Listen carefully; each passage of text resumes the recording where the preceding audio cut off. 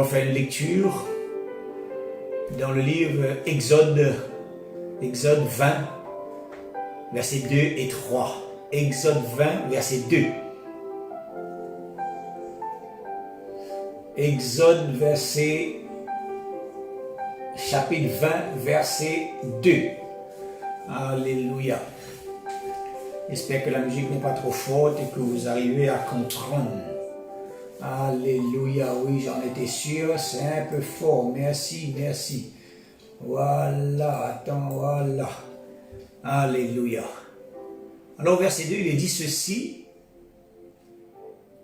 Je suis l'Éternel, ton Dieu, qui t'a fait sortir du pays d'Égypte. On pourrait dire la même chose pour nous. Il pourrait dire la même chose pour nous également. Je suis l'Éternel, ton Dieu, qui t'a fait sortir de ce monde, de la boue de tes péchés, de tout ce que tu étais avant pour te ramener. Vraiment, Seigneur, tu étais dans la maison de servitude dans ce monde et il nous a retirés de cela. Je suis l'Éternel, ton Dieu, qui t'a fait sortir du pays d'Égypte, de la maison de servitude. Tu n'auras pas d'autre Dieu devant ma face. Amen.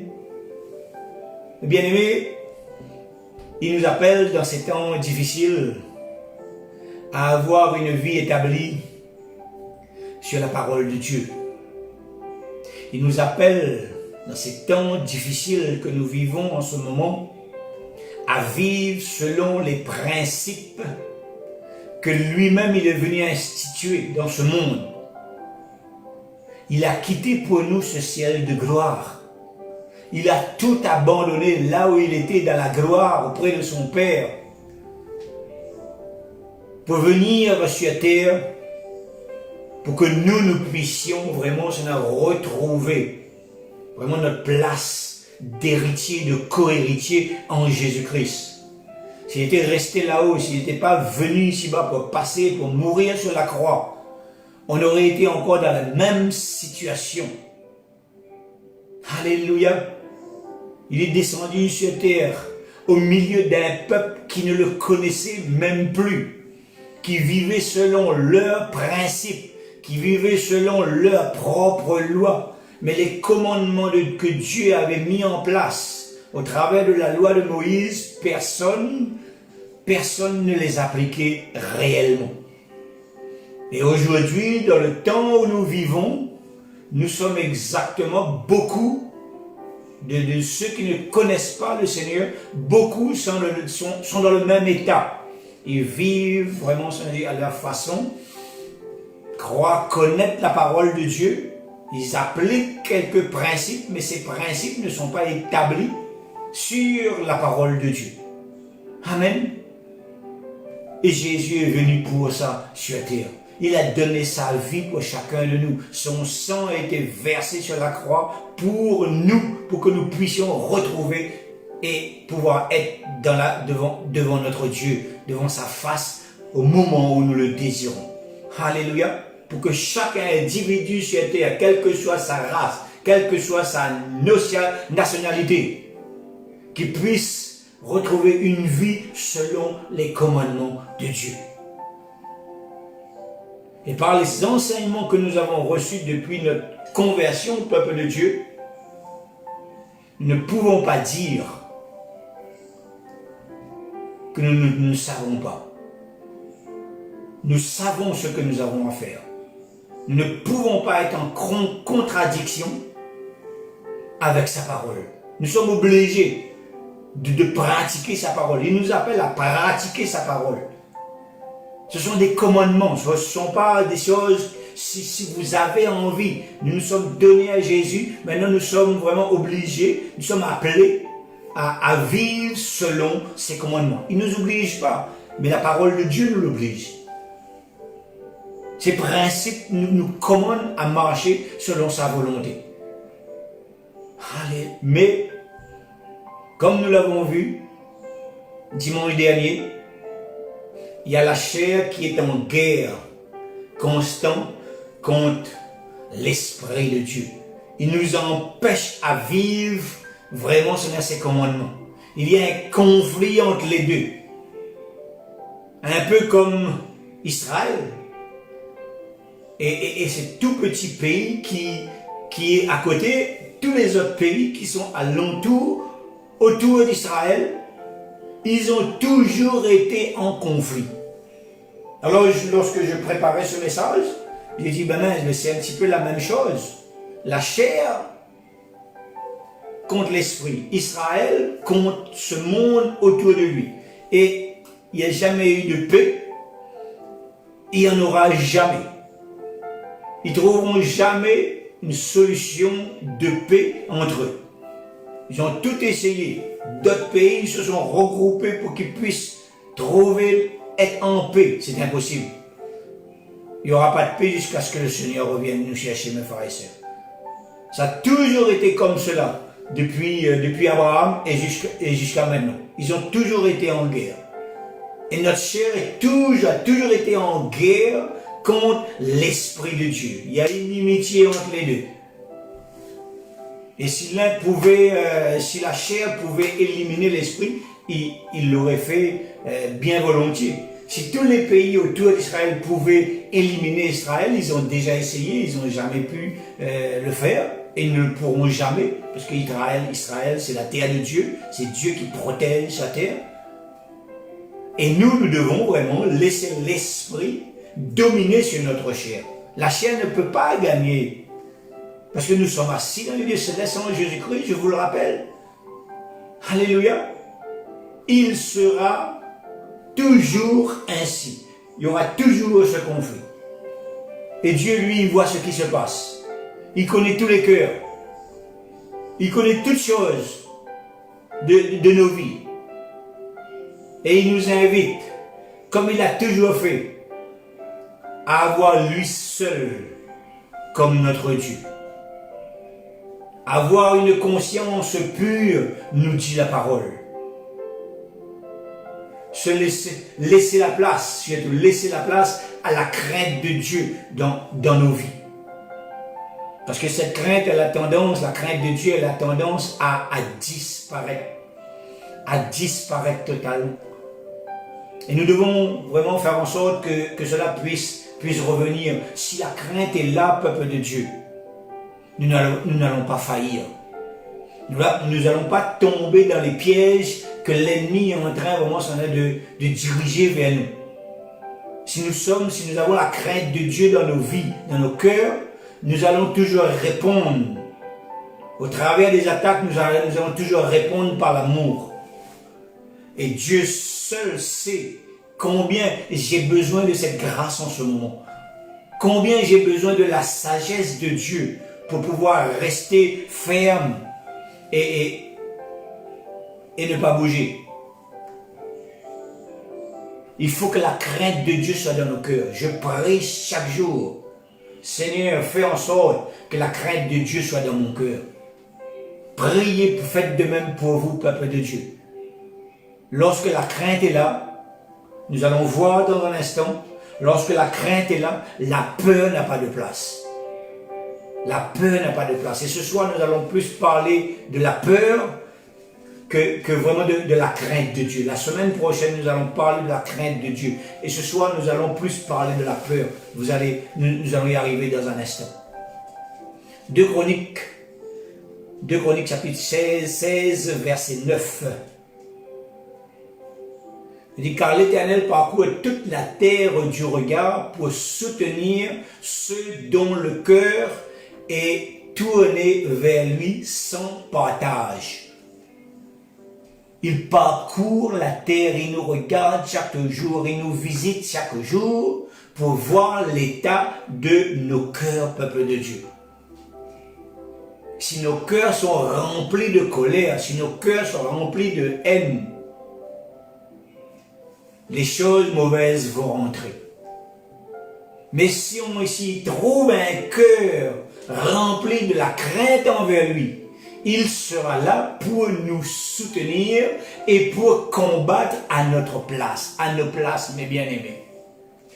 Parce que l'Éternel est notre soutien. Alléluia. Il est dit, peuple de Dieu, que l'Éternel est le premier de notre vie. Il veille sur nous. Il nous protège, il nous garde comme la prunelle de ses yeux. Il nous observe pour nous faire du bien. Si nous avons la crainte de lui dans nos vies, dans nos cœurs. Il est là et il nous soutient dans les diverses épreuves que nous traversons en ce moment et que nous aurons encore à traverser, parce que les épreuves, ça ne va pas disparaître. Les épreuves sont là et seront toujours là. Mais si nous sommes dans le Seigneur, nous allons voir tout à l'heure que les problèmes vont disparaître de même, et nous allons pouvoir avancer. Amen. Alléluia. Quelles que soient les difficultés, il est là et il veille sur nous, il nous garde et il nous bénit. La bénédiction de Dieu nous recouvre chaque jour. Malgré, peu importe ce que les autres disent de nous, c'est l'Éternel qui voit, c'est l'Éternel qui décide. Si nos cœurs, si nos vies sont calquées sur sa volonté, alors nous pouvons être sûrs d'avoir la victoire, d'être vainqueurs dans tous les combats que nous aurons à mener. Parfois c'est difficile, c'est vrai.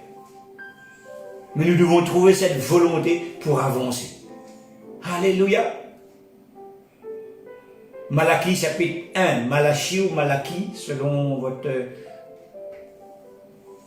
appréciation ou selon que vous prononcez, Malachie ou Malachie, chapitre 1, verset 6. Il dit, un fils honore son père, un serviteur honore son maître. C'est important, c'est très important. Nous devons honorer nos pères, que ce soit spirituel ou physique. Nous avons tous un père, que ce soit un papa qui nous a mis au monde et que ce soit un papa spirituel. Il dit, un fils honore son père. Et si, lorsqu'il honore son père, il ne dit pas les mauvaises choses au sujet de son père, sinon c'est la malédiction qui vient sur lui. Je n'ai pas le temps de vous expliquer, peut-être une autre fois j'aurai le temps de vous expliquer cela. Il dit, si je suis père, où est l'honneur qui m'est dû? Si je suis maître, où est la crainte qu'on a de moi? Alléluia. Où est la crainte qu'on a de lui, peuple de Dieu? Est-ce que la crainte est toujours là ou la crainte a disparu? Cette question, elle est adressée à chacun de nous ce soir. Où est la crainte qu'on doit avoir à notre Dieu?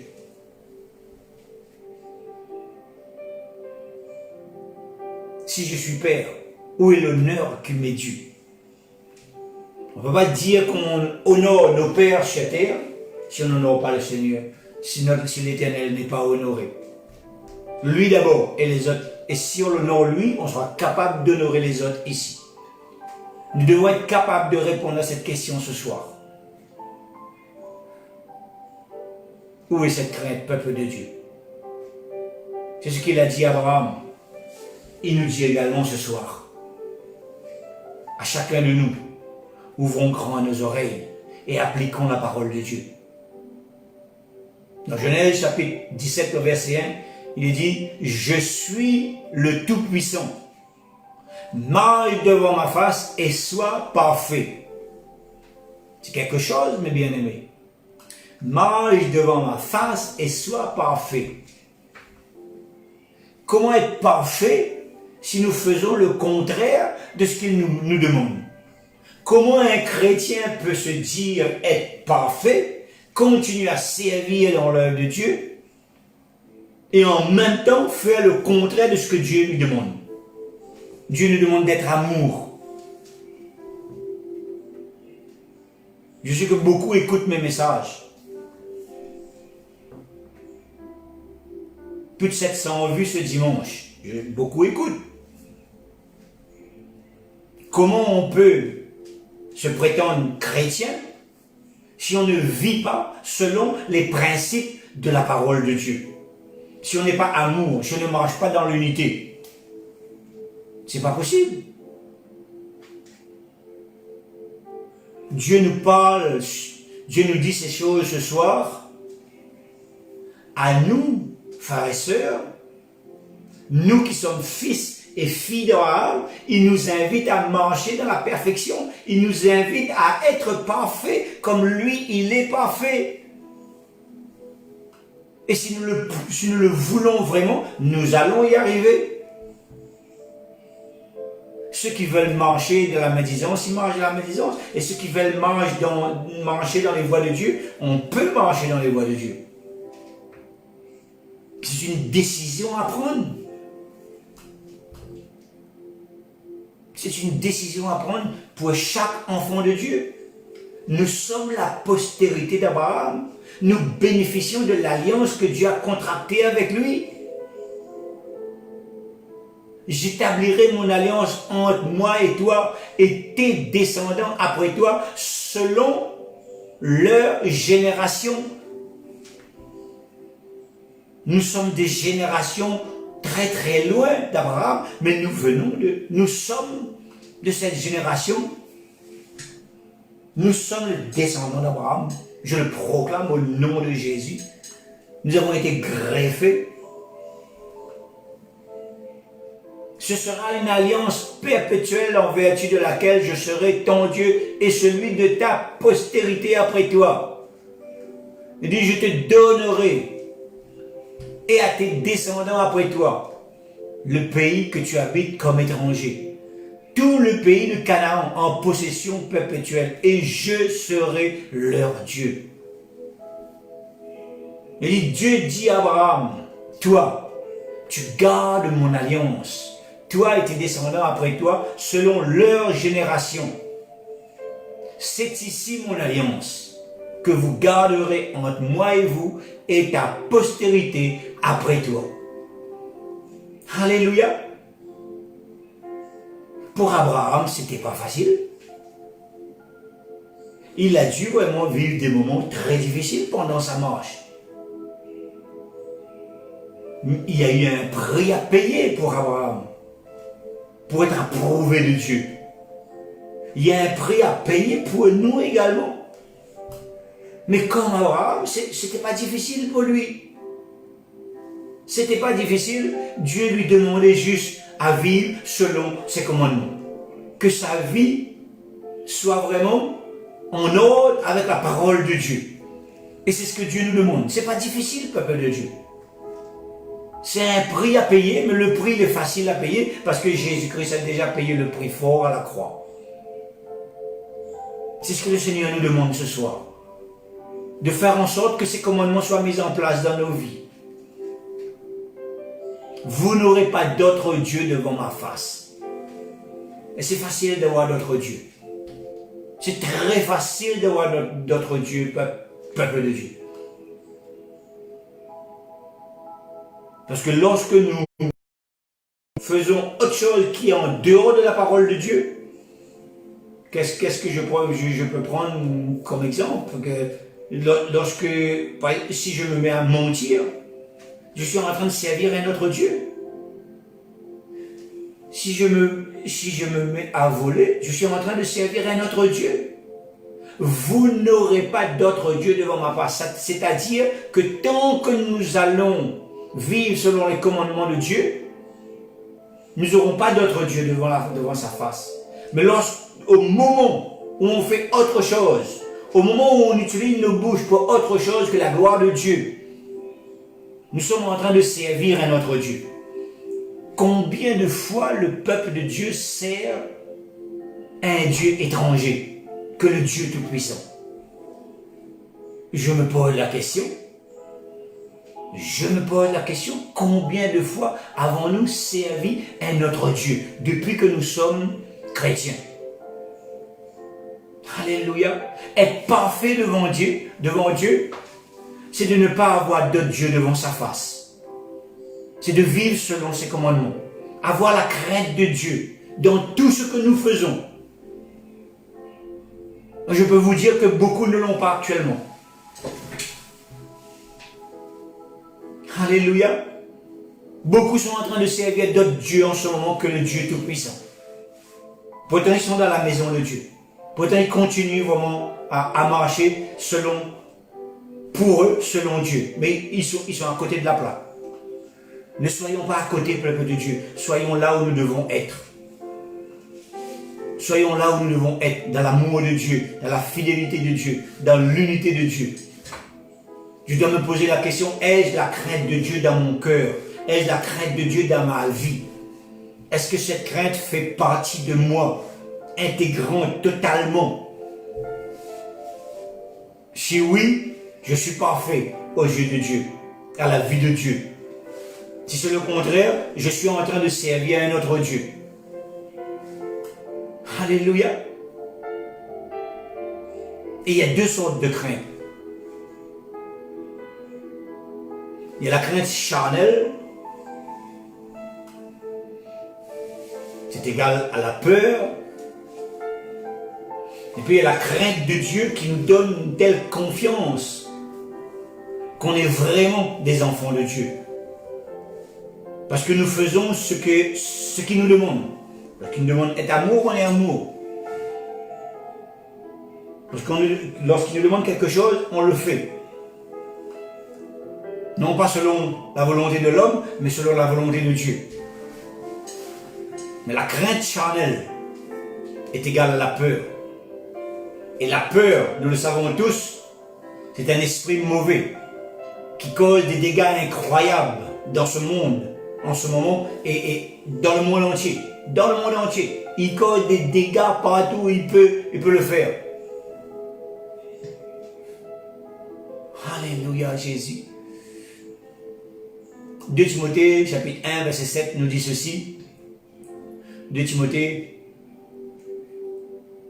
il nous dit que Dieu nous a pas donné un esprit de peur, mais un esprit de puissance, un esprit d'amour et un esprit de bon sens. Avons-nous cet esprit de puissance en nous? Avons-nous cet esprit d'amour en nous? Je pèse les mots pour que chacun puisse comprendre. Avons-nous cet esprit de bon sens en nous? L'apôtre Paul a écrit ces paroles à Timothée. Et Dieu nous donne ces paroles à nous ce soir. Pourquoi Timothée? Parce que Paul savait que Timothée luttait avec une personnalité timide. Il n'osait pas affronter. Il avait besoin d'encouragement pour être audacieux pour l'évangile. Et parfois on a besoin de ces encouragements-là pour nous aussi être audacieux pour servir le Seigneur, pour l'évangile de Jésus-Christ. La peur, mes bien-aimés, est à l'origine de la lâcheté ou de la timidité. Alors Paul exhortait Timothée à ne pas laisser l'esprit de peur, ne pas l'esprit de peur l'empêcher de prêcher. Et prêcher avec audace, prêcher avec puissance, prêcher avec bon sens. Et la peur, lui, il est là pour nous empêcher, justement, pour nous bloquer, qu'on n'arrive pas à faire la volonté de Dieu. Et si on se laisse gagner par cette peur, il y a tout un ensemble d'esprits mauvais qui travaillent avec la peur et qui nous conduit à abandonner, qui nous force à abandonner. Parce que eux, ils vont nous faire comprendre, ils vont nous faire croire qu'on est des incapables. Combien de fois on a dit ici, vous n'êtes pas capable. Vous n'êtes pas capable. Mais nous, on est capable en Jésus-Christ. Et l'esprit de peur ne fait pas partie de nos vies. Vous savez, l'esprit de peur peut faire prendre quelqu'un la fuite. Alléluia. Il sera incapable vraiment de se tenir devant les oppositions, devant la persécution, devant les luttes. S'il est face à l'esprit de peur, L'esprit de peur va faire mettre tout en place pour qu'il abandonne. Pour qu'il prenne la fuite et il se sauve. L'Esprit de Dieu, lui, il veut que nous progressions de sa volonté et avec confiance, peuple de Dieu. Alléluia. Nous, enfants de Dieu, nous devons être vraiment sûrs que l'esprit de peur est sous notre contrôle. Nous avons autorité contre la peur. La parole de Dieu nous enseigne comment nous en libérer. Et on va voir ensemble, si j'ai le temps de terminer, 7 symptômes de quelqu'un qui est contrôlé par l'esprit de peur. Premièrement, la peur peut devenir une prison pour l'enfant de Dieu, pour le chrétien. La peur peut devenir une prison. Et vous savez ce qui se passe lorsque quelqu'un est en prison. Il est enfermé. Il perd toute possibilité de bouger et de faire ce qu'il veut. Genèse chapitre 3, verset 8. Alors ils entendirent la voix de l'Éternel Dieu qui parcourait le jardin vers le soir. Et l'homme et sa femme se cachèrent loin de la face de l'Éternel Dieu au milieu des arbres du jardin. Mais l'Éternel Dieu appela l'homme et lui dit, « Où es-tu » Il répondit, « J'ai entendu ta voix dans le jardin et j'ai eu peur. Et j'ai eu peur. » Dieu a créé Adam et Ève pour avoir une relation avec eux, frères et sœurs. Et ils ont librement marché et parlé avec Dieu tout le temps où ils étaient dans le jardin. Ils étaient heureux, contents de rencontrer Dieu chaque jour.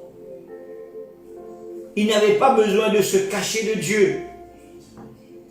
Mais après avoir désobéi, la peur a créé une prison autour d'eux. Et ils ont fait ce que jamais ils ont osé faire au-devant.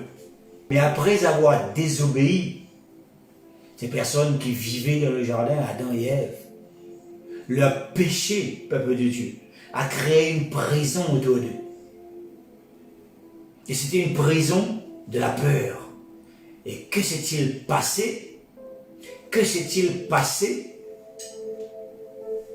Ils se sont cachés de Dieu. Tous les jours, ils avaient envie, ils avaient besoin d'être avec Dieu. Et là, ils se sont cachés de Dieu. Ils ont essayé de recouvrir leur corps. Ils ont eu peur de la réaction de Dieu à leur égard. Ce Dieu d'amour, que leur avait pourtant dit de ne pas faire ces choses-là, de ne pas tomber. Il y avait des commandements, il y avait des principes à tenir, mais ils se sont laissés avoir. Leurs consciences ont été attaquées par l'esprit de peur. Et ils sont devenus, vraiment, des prisonniers de la peur. Beaucoup aujourd'hui sont prisonniers de la peur.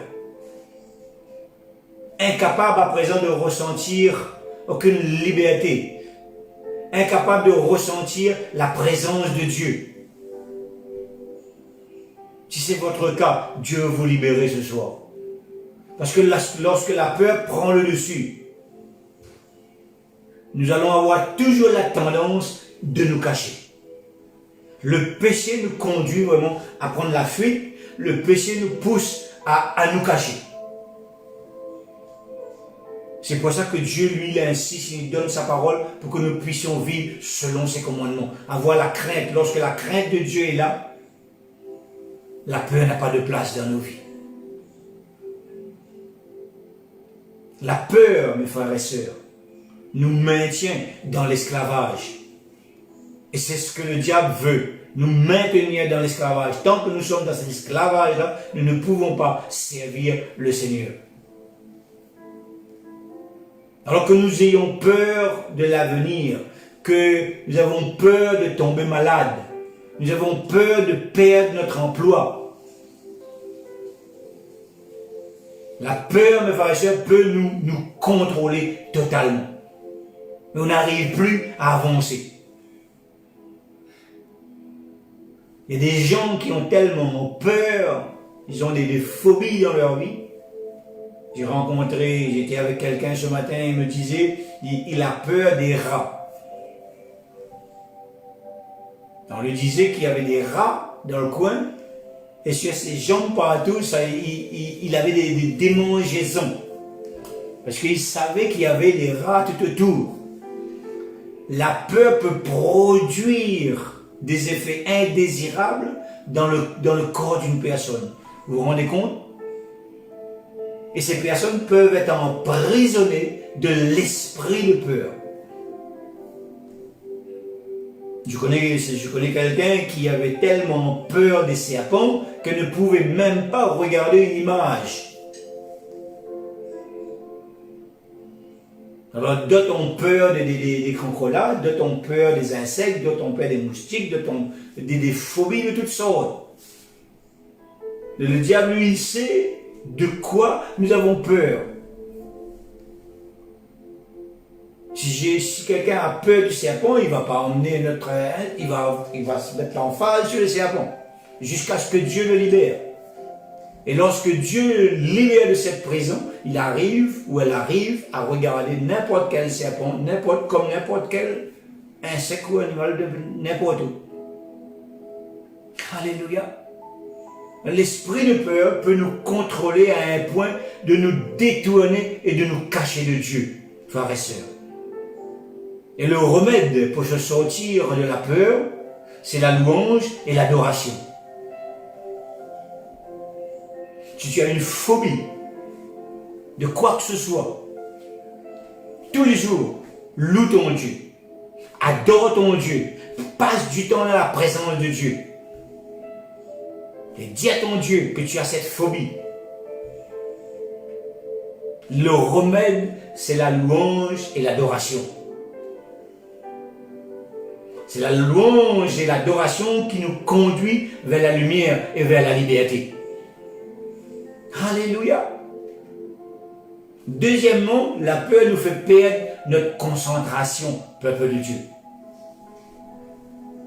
Genèse chapitre 7, verset 5. Noé exécuta tout ce que l'Éternel lui avait ordonné. Il n'y a pas eu de peur dans la vie de Noé. Alléluia. Et la vie de Noé est étroitement liée à ce que le monde est en train de vivre en ce moment au travers de cette pandémie de Covid-19. Toute sa famille était en isolement. Et isolement forcé pendant 40 jours. On parle beaucoup de quarantaine en ce moment. Alors que lui et sa famille étaient en quarantaine sur ce bateau, Dieu a tout détruit à l'extérieur. Alors pendant ce temps, mes frères et sœurs, où le monde parle beaucoup de quarantaine, de septaine, de tout ce que nous entendons en ce moment, nous devons vraiment rester dans la présence de Dieu, avoir vraiment Dieu dans nos vies, avoir la crainte de Dieu dans nos vies. Pour que nous ne puissions pas nous retrouver, nous, en quarantaine. Pour que Dieu puisse vraiment être le protecteur de chacun. Et si nous sommes avec lui, nous serons protégés. Alors il est dit que beaucoup de chrétiens sont touchés. Mais je peux vous dire que je connais des chrétiens en ce moment, ça ne m'étonnerait pas s'ils sont touchés de la vie, de la façon dont ils vivent en ce moment. Parce que les commandements de Dieu ne sont pas respectés dans leur vie. Ils sont en train de servir un autre Dieu. Et lorsqu'un chrétien sert un autre Dieu, c'est pas étonnant. C'est pas étonnant du tout. Et si un enfant de Dieu qui est dans la volonté de Dieu, qui a la crainte de Dieu, Je n'ai pas dit qu'il ne sera pas touché, parce que nous sommes dans le monde. Mais Dieu va venir et Dieu va le guérir. Dieu va apporter la guérison dans sa vie. Si tu as la crainte dans ton cœur, Dieu va se déplacer lui-même du ciel et il va venir faire ce qu'il faut pour que tu puisses te sortir de toutes sortes de maladies. Avons-nous la crainte de Dieu dans nos cœurs? Il dit, il y avait la pluie pendant 40 jours. Nuit et jour, la pluie tombait. Et à cette époque, l'eau ne provenait pas du ciel, peuple de Dieu. L'eau provenait du sol. La pluie ne tombait pas. C'était seulement quand Noé rentrait dans son bateau que la pluie est sortie du ciel et tombée sur la terre. Alors vous vous rendez compte pour la première fois comment les gens ont eu vraiment une peur terrible en dehors? Ne pas voir l'eau sortir de la terre dans les rivières comme d'habitude. Dieu leur avait donné tout le nécessaire pour bien vivre. Mais il dit que tous étaient méchants. Et Dieu avait même regretté d'avoir créé l'homme. Alléluia. Et nous vivons dans une époque identique aujourd'hui. C'est pas étonnant de ce que nous voyons aujourd'hui. Lorsque nous voyons le monde, eux, ils ont une vie qui déplaît au Seigneur, d'accord? Et ils ne connaissent pas le Seigneur. Et ils n'ont jamais eu la chance. Mais lorsque nous voyons les chrétiens même agir de la sorte, nous pensons réellement que nous sommes dans un temps qui est critique. Alléluia. Dans la parole de Dieu, pas une seule fois, il y a eu le mot peur dans la vie de Noé. Pas une seule fois ce mot a été mentionné. Dieu n'a même pas dit à Noé, n'ayez pas peur. Et il l'a dit à maintes et maintes fois à d'autres de ses serviteurs tout au long de la Bible. N'ayez pas peur, ne craignez pas. Mais pas à Noé. Parce que Noé avait vraiment trouvé grâce auprès du Seigneur et sa vie était totalement en conformité avec les commandements de Dieu. Sa vie n'était pas sa propre vie, sa vie c'était la vie de Dieu. Et Dieu n'avait même pas besoin de lui dire, je vais te demander de faire quelque chose, tu vas voir les choses comme toutes les personnes autour de toi, tu vas voir les mêmes choses, mais n'aie pas peur. Il n'avait même pas besoin de dire à Noé de ne pas avoir peur. Il voyait le cœur de Noé qui était totalement en phase avec ce que lui, il attendait. C'est merveilleux, mes frères et sœurs. Pourtant, c'était un homme comme tous les autres. Il n'y avait pas une particularité spéciale dans la vie de Noé. Un simple homme, comme le dit pour le Seigneur Jésus. Mais dans les choses de Dieu, il avait une totale confiance. Une totale, une entière confiance à Dieu, frères et sœurs. Il avait la crainte de Dieu dans son cœur. Alléluia. L'attention de Noé restait constamment sur Dieu. Son obéissance était constamment à l'égard des commandements de Dieu sur sa vie. Nous devons prendre exemple sur cet homme. Chacun de nous devons prendre exemple sur Noé. Parfois et très souvent même, l'ennemi utilise la peur pour supprimer notre concentration sur la parole de Dieu, sur les commandements de Dieu. Alléluia, Jésus, gloire à toi. Au lieu de nous concentrer sur la peur, concentrons-nous sur le Seigneur. Servons ceux qui nous entourent. Concentrons-nous sur l'amour des autres au lieu de notre peur. C'était un acte d'obéissance à Dieu. Servir avant de se faire servir. Gloire à Dieu. Nous donnons gloire à Dieu. Si nous pouvons faire cela, nous pourrons dire que nous avons la crainte de Dieu. Troisièmement, la peur crée des obstacles dans nos vies. Genèse chapitre 15, verset 2. Et Abraham répondit, Seigneur éternel, que me donneras-tu? Je m'en vais sans enfant, et l'héritier de ma maison, c'est Eliezer de Damas.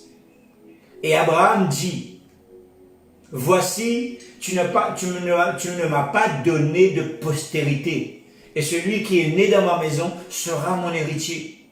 Pourtant, il avait déjà reçu les paroles de Dieu. Alléluia.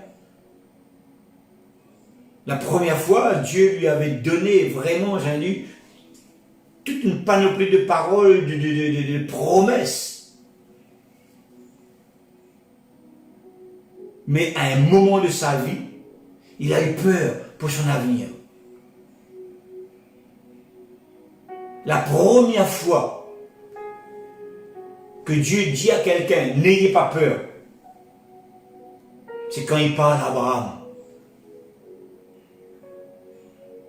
Il a obéi lorsqu'il a quitté sa famille.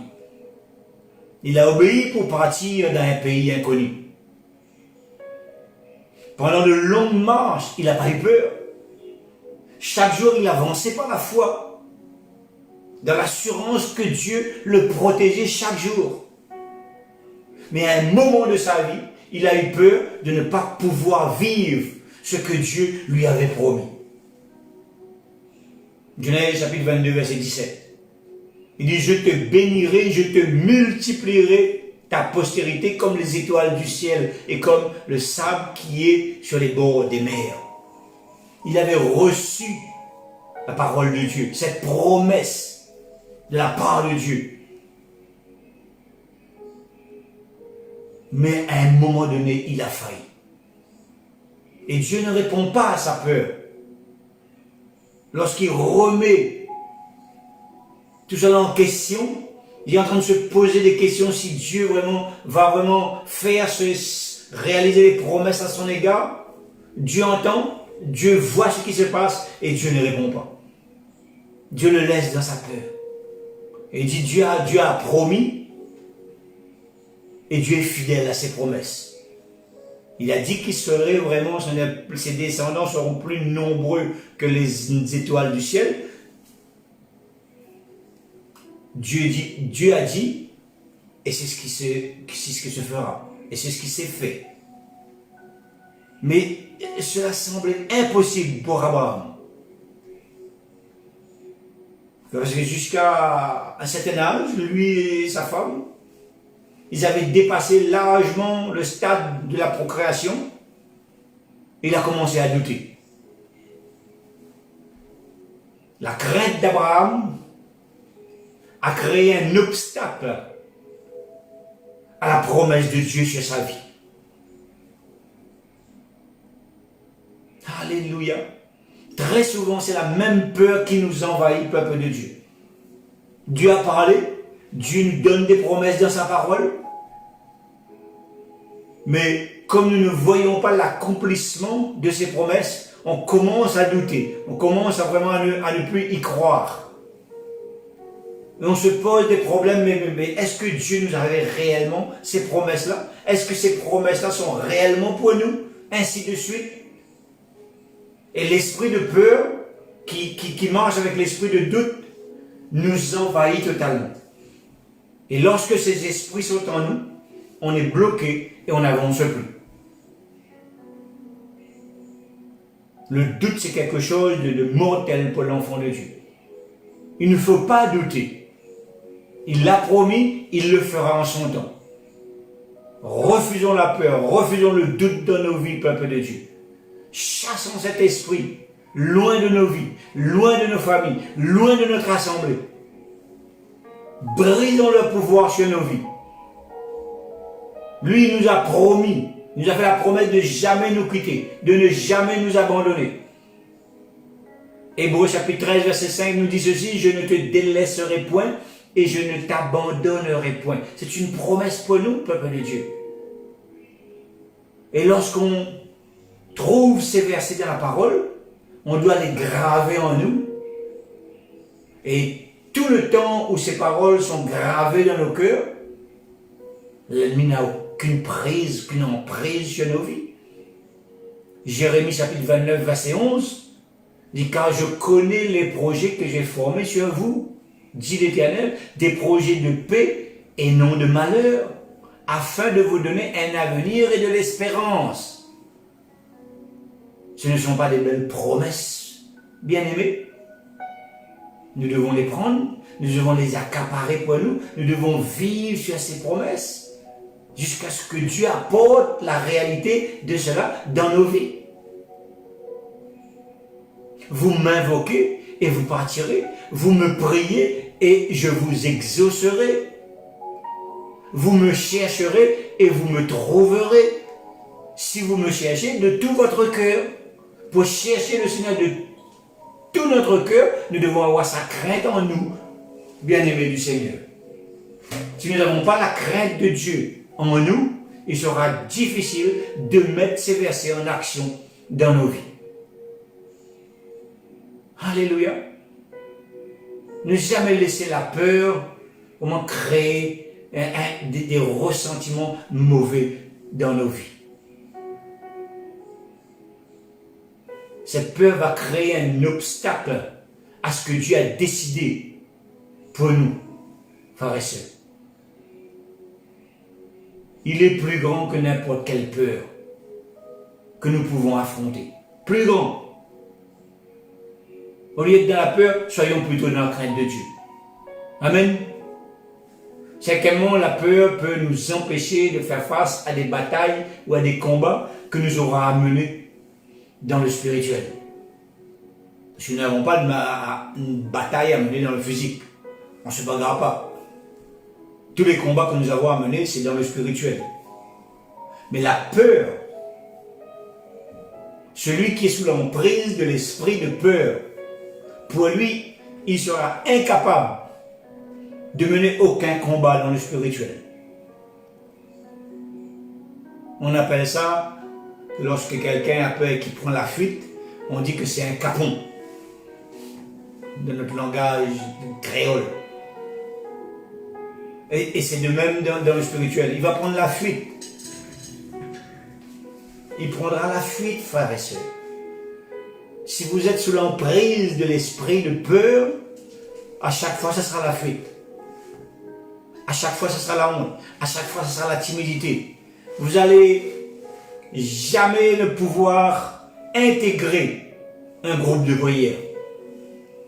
Parce que vous allez vous dire que vous êtes incapable, que vous n'êtes pas fait pour prier, et vous allez rester chez vous. Et les années se succèdent, et cet esprit de peur vous envahit de plus en plus. Il y a 5 ans, vous étiez incapable. Aujourd'hui, c'est la catastrophe. Il n'y a aucun changement, aucun progrès. Vous faites du surplace. Vous êtes en prison. Si c'est votre cas, ce soit décidé de sortir de cette prison. 2 Chroniques, chapitre 20, verset 17, il dit ceci, « Vous n'aurez point à combattre cette affaire présente. Vous n'aurez point à combattre. » Dans une autre version, il dit, « Vous n'aurez point à combattre en cette affaire présentez-vous. Tenez-vous là. » Je vais y arriver. Alléluia. Alléluia, Jésus, gloire à toi, Seigneur Dieu. 2 Chroniques, chapitre 20, verset 17. Ouvrez votre Bible et lisez vous-même. Et vous verrez la délivrance que l'Éternel vous accordera. Présentez-vous et tenez-vous là, là où le Seigneur vous demande d'y être. Juda et Jérusalem, ne craignez point, ne vous effrayez point. Demain, sortez à leur rencontre et l'Éternel sera avec vous. Le roi Josaphat était l'un des rares rois à suivre les principes de Dieu, à vivre selon les commandements de Dieu, comme a fait le roi David. Il y a eu de très peu de rois. Je vous ai un petit peu parlé de ça également ce dimanche. Très peu de rois qui ont vécu selon les principes établis par Dieu. Et le roi Josaphat en fait partie. Nous disons gloire à Dieu pour ce roi pendant le temps qu'il a vécu dans ce monde. Mais lui également, à un moment donné, face à l'ennemi, il a eu peur. Il a vu toute cette armée qui était face à lui, il a dit, c'est la fin. C'était trop nombreux pour que lui et son peuple puissent vaincre l'armée qui était face à eux. Et qu'a-t-il fait, peuple de Dieu? Il s'est enfui? Non. Parce qu'il connaissait qui était Dieu. Il savait un Dieu qui pouvait le défendre. Il le savait. Il est venu devant la face de son Dieu. Il est venu chercher secours, non dans le monde, mais il est venu chercher secours devant la face de son Dieu. Il se savait vaincu d'avance, lui, sans Dieu. Il savait qu'il allait perdre la vie s'il osait affronter cet ennemi. 2 Chroniques chapitre 20 verset 3. Il dit, dans sa frayeur, Josaphat se disposa à chercher l'Éternel et il publia un jeûne pour tout Juda. 2 Chroniques chapitre 20 verset 12. Il dit, le Seigneur notre Dieu, ne vas-tu pas infliger un juste châtiment? Nous sommes sans force devant cette armée nombreuse qui marche contre nous. Et nous ne savons que faire. C'est pourquoi nous tournons nos visages suppliants vers toi. C'est beau, peuple de Dieu. C'est pourquoi nous tournons nos visages suppliants. Le visage supplié à Dieu. Et lorsque le visage supplie à Dieu, c'est le cœur qui supplie à Dieu.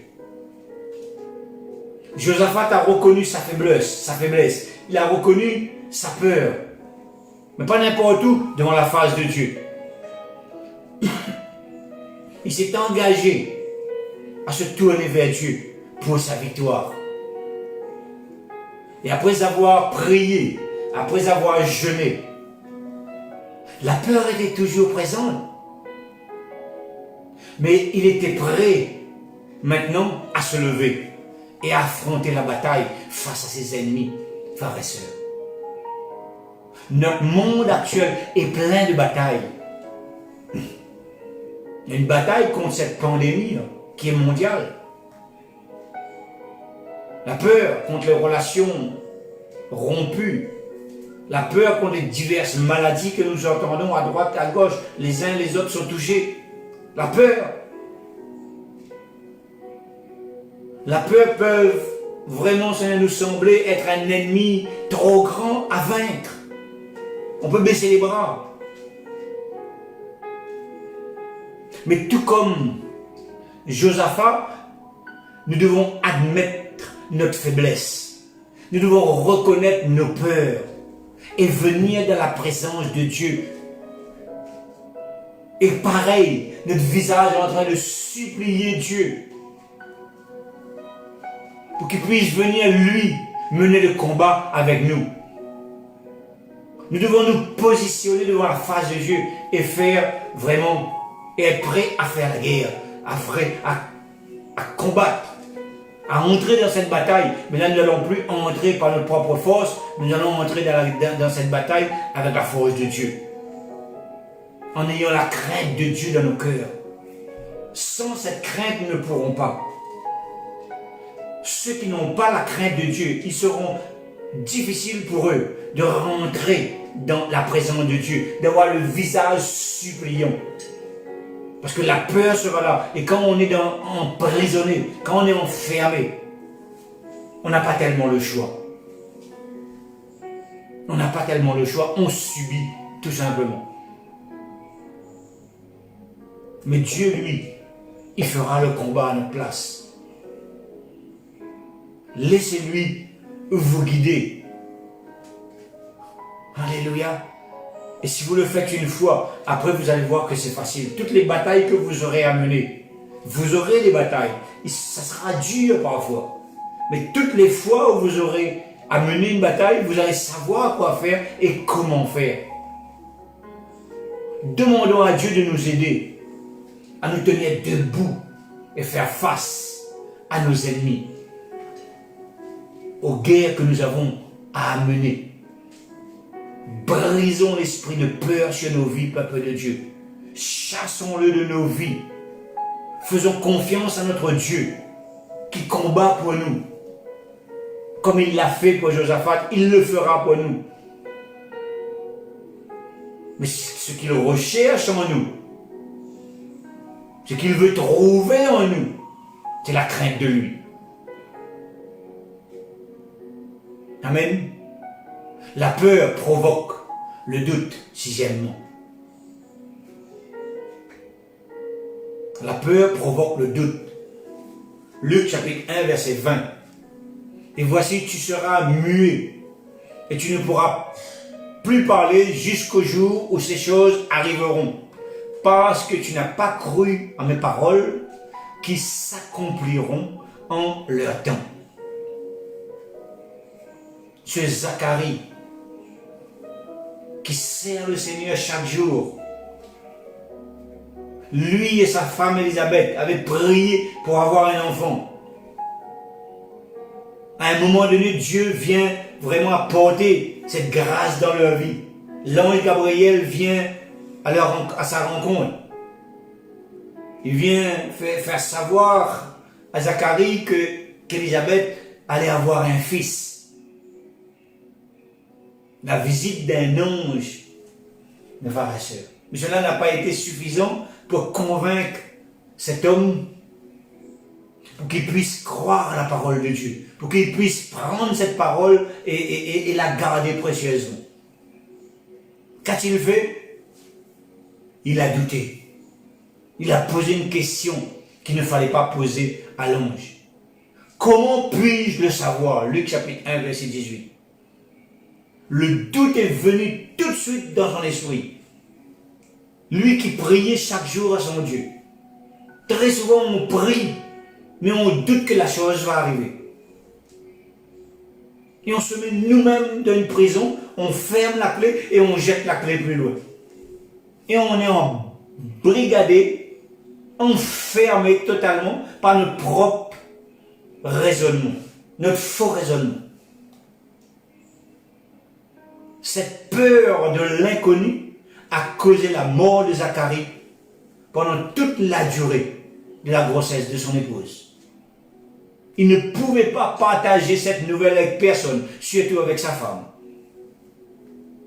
Nos peurs, très souvent, créent le même doute en nous. C'est le travail de l'esprit de peur, justement, frères et sœurs. Lui, il est là pour nous faire croire que notre situation ne changera jamais. Même si Dieu viendrait nous parler, le doute va se mettre tout de suite en action. Et Dieu ne veut pas que nous doutions de sa parole. Lorsque nous trouvons une bénédiction, une promesse de la parole de Dieu, nous ne devons pas douter. Zacharie a douté, il a payé le prix. Dieu est souverain. Dieu est omniscient. Et nous, parfois, on croit, on se dit en nous qu'il n'est pas vraiment au contrôle. Oh non, il n'est pas vraiment au contrôle. Pourtant, Zacharie, il était prêt, il était responsable de ce qu'il faisait. Il était immergé quotidiennement dans la présence de Dieu. Il vivait vraiment avec Dieu tous les jours. Mais à un moment donné, l'ennemi a su vraiment capter son attention et apporter le doute juste au moment où il ne fallait pas. Et le diable fait exactement la même chose avec nous. Nous sommes en train de faire un projet. Nous sommes en train, et il y a des difficultés. Il y a le doute qui rentre dans nos vies et on se barricade dans une prison et le projet s'effondre parce qu'on n'a pas tenu bon jusqu'au bout. Alléluia. Il s'est mis à douter devant le messager de Dieu. Et très souvent, on doute devant la parole de Dieu. Le doute nous empêche de croire que Dieu est ce qu'il dit qu'il est. Et Zacharie a eu son fils. Et ce fils a préparé la venue du Messie sur terre. Il a fait les grandes choses, c'est Jean-Baptiste. Et même certains disciples de Jean est devenu les disciples de Jésus par la suite.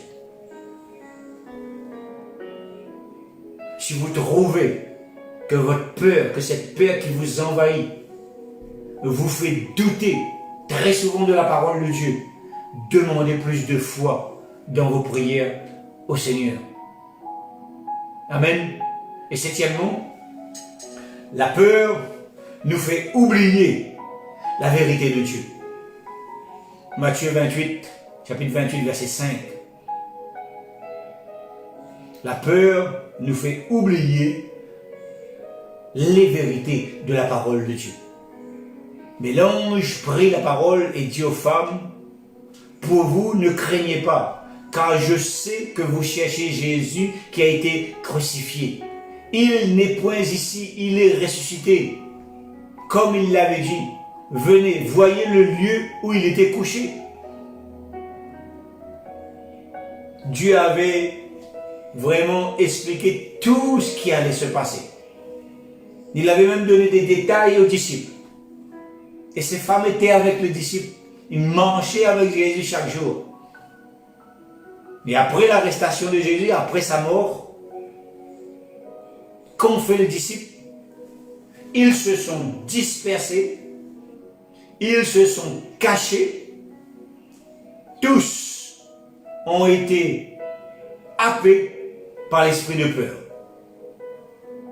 Ils ont tous pris la fuite de peur de passer par les mêmes situations le lendemain, s'ils se faisaient arrêter. Seules les femmes et l'apôtre Jean sont restés au pied de la croix. Tous les autres se sont dispersés. Ils ont eu peur. Mais troisième jour après, ce sont ces femmes même. Parce que les disciples n'étaient plus là. C'est ces femmes qui viennent faire les choses que peut-être que c'était les disciples à faire. Elle arrive au tombeau pour oindre le corps de Jésus. Et là, elles sont face à face, elle aussi, à un ange. Et elle commence à trembler. Elles aussi, elles ont eu peur. Et là, l'ange, vraiment, cet ange leur parle, il leur explique. Pourtant, il vous a expliqué ce qui s'était passé. La peur les a empêchés de croire sur parole ce que cet ange était en train de leur dire. Elles sont venues, elles aussi, elles ont eu le courage de se déplacer pour monter jusqu'au tombeau. Mais avec la crainte, mais avec la mauvaise crainte. Elles n'avaient pas la crainte de Dieu dans leur cœur, mais elles avaient la peur dans leur cœur. Et pire encore pour les disciples, pour les apôtres. Eux, ils sont restés cachés. Au lieu de marcher jusqu'au tombeau avec les femmes, ils se sont enterrés. Jésus les avait préparés. Jésus nous prépare à chaque fois pour ce que nous devons affronter, peuple de Dieu. Mais la peur, leur peur, les ont contrôlés, totalement contrôlés. Ils ont oublié ce que Jésus leur avait dit 3 jours avant. La vérité de Dieu a été totalement oubliée. Et c'est très souvent le cas dans nos vies. Lorsque nous permettons à la peur de rentrer dans nos vies, il brouille vraiment ce qui est vérité au niveau de la parole. Et on ne comprend plus. Et très souvent, les défis de la vie, frères et sœurs, peuvent créer une certaine peur en nous et nous faire oublier ce que Dieu nous a si bien dit, donné, enseigné au travers de la parole de Dieu. Alléluia. Au moment où Dieu dit oui, nous, qu'est-ce qu'on fait? On doute. Et on se pose la question si cela vient vraiment de Dieu. C'est la peur qui a pris le dessus. C'est le doute qui a pris le dessus. La paix de Dieu est mise à l'épreuve. Lorsque les circonstances de la peur prennent place en nous. Refusons. Prions ce soir pour que cette peur puisse disparaître, pour que la crainte de Dieu puisse revenir dans nos vies, bien-aimés du Seigneur. Nous devons prendre autorité. Vous devez prendre autorité. Et si vous avez besoin de quelqu'un, n'hésitez pas. Appelez-moi et on va prier ensemble. Pour briser cet esprit de peur sur vos vies. Pour que vous puissiez vraiment prendre les choses en main. Pour que vous puissiez prendre vraiment votre vraie place dans le royaume de Dieu. Pour que vous puissiez être celui que vous devez être. Vous avez peut-être un ministère dans diverses choses que nous faisons dans le royaume, ou dans notre service. Vous pouvez appeler à servir le Seigneur dans la prédication, dans la prière, dans l'intercession, dans beaucoup de choses. Mais si vous êtes vraiment dans cette prison spirituelle, vous n'allez pas pouvoir le faire. Si vous avez peur de la maladie va vous vraiment emprisonner. La Bible nous dit que Dieu est venu, Jésus s'est donné sur la croix et nous a libérés. Nous sommes libres en Jésus-Christ. Toute liberté, quelle que soit la liberté. Ne laissez pas quelqu'un vous emprisonner et vous obliger à faire quoi que ce soit. Lorsque quelqu'un nous oblige à ne pas faire, nous empêche de faire quelque chose. Ne faites pas ceci, ne faites pas cela. Vous êtes en train de servir un autre Dieu. Vous ne servez plus Dieu, le vrai Dieu. Le Dieu qui nous a sauvés. Le Dieu qui nous a retirés de la boue de ce monde. Lorsque nous obéissons à ces faux commandements, ne faites pas ceci, ne faites pas cela. Vous servez un autre Dieu. Parce que vous participez au péché de la personne. Il faut écouter quand il faut écouter. Il faut obéir quand il faut obéir. Quand c'est en accord avec la parole de Dieu. Mais dès que ce n'est pas en accord avec la parole de Dieu, ne soyez pas complices de ces faux disciples de Christ. Ce sont des faux disciples de Christ. Ils servent notre Dieu, mais non plus le Dieu. Ils ont servi le vrai Dieu auparavant. Ils étaient fidèles à ce Dieu. Mais aujourd'hui, ils sont en train de servir un autre Dieu. Un faux Dieu. Ne vous laissez pas embrigader dans ce chemin. Jésus vous a affranchi pour la liberté. Moi, c'est la parole de Dieu qui le dit, mes frères. Ce n'est pas moi qui le dis. Nous sommes libres en Jésus-Christ. Aucun homme ne peut nous dicter ce que nous avons à faire. Nous obéissons au Seigneur, à notre Dieu. Et c'est lui qui trace nos routes parce qu'il tient nos mains.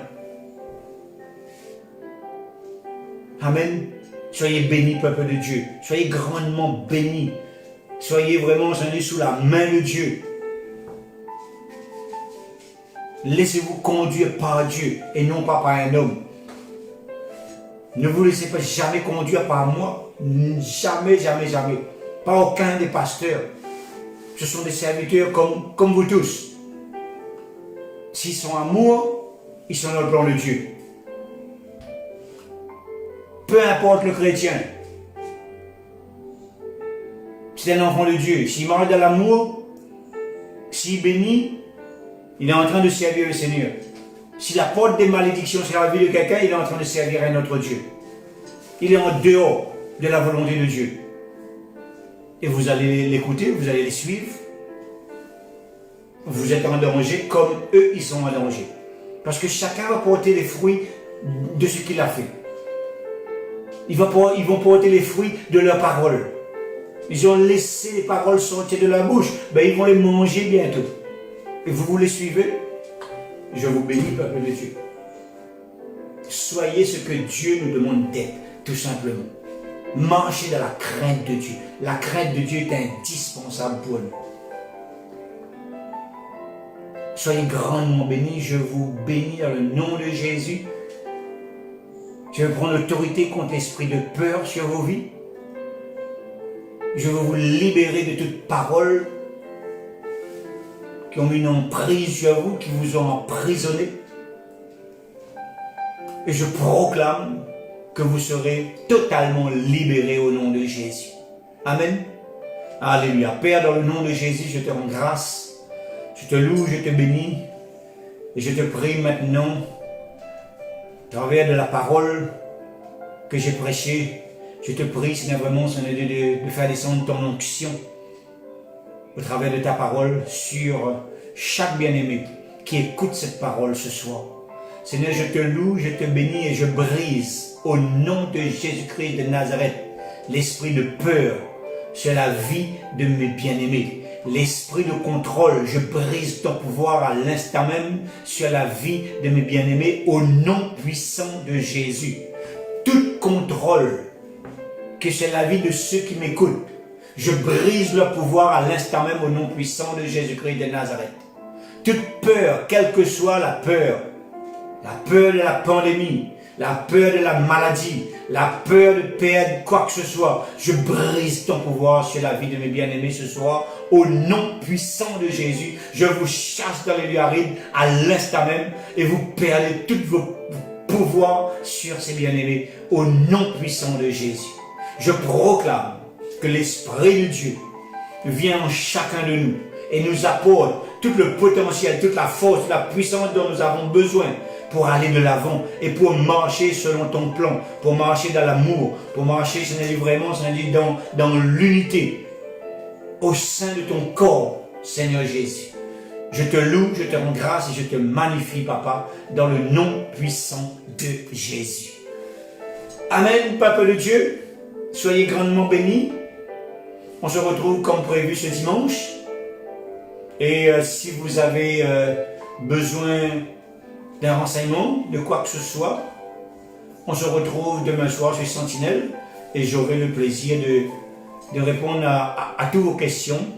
Et n'hésitez pas à m'appeler également, moi je suis libre, je vais vous dire 24 heures sur 24, mais il faut que je dorme un petit peu. Mais je ne suis pas fatigué, je ne suis pas dans la peur, je ne suis pas dans toutes sortes de problèmes. Je suis dans la joie de Dieu, j'ai confiance en Dieu, j'ai mis ma vie dans les mains de Dieu et je sais que lui me conduira à bon port. Et vous voyez que je suis fatigué là. Je suis en pleine forme. Alléluia. Soyez bénis mes bien-aimés. On se retrouve très bientôt. Amen. Amen. Et bonne soirée à vous tous.